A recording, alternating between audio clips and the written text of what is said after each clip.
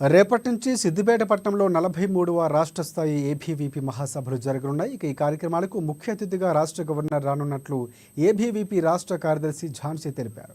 రాష్ట్ర మహాసభల్లో విద్యా వ్యవస్థ, వాటి సమస్యలపై పలు తీర్మానాలు చేయనున్నారు. ఇక 3 రోజుల పాటు మహాసభలు కొనసాగనున్నాయి.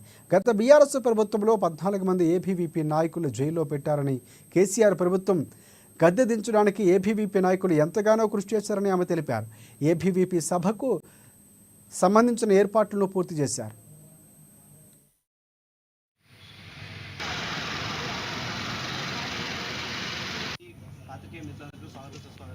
గత ప్రభుత్వంలో చూసుకుంటే 307 కేసులు బనాయించి 14 మంది విద్యార్థి కార్యకర్తలను చెర్లపల్లి జైలుకు పంపించినటువంటి నీచపు నిరంకుశత్వ పాలనను అంతమొందించడంలో కూడా సిద్దిపేట జిల్లా కార్యకర్తల పాత్ర ఎంతో ముఖ్యమైనది. నాటి ప్రభుత్వంలో విద్యా వ్యవస్థ పైన జరిగినటువంటి విధ్వంసాన్ని ప్రశ్నించి ఆ ఉద్యమంలో ముఖ్య పాత్ర పోషించినటువంటి కథనబేరి అనే కార్యక్రమంలో సిద్దిపేట నుంచి తనదైన పాత్రను పోషించి కేసీఆర్ ని గద్దెదించినటువంటి ఘనతలో కూడా ఈ యొక్క సిద్దిపేట జిల్లాది ప్రత్యేకమైనటువంటి పాత్ర ఉందని ఎంతో గర్వంగా చెప్పగలుగుతున్నాము.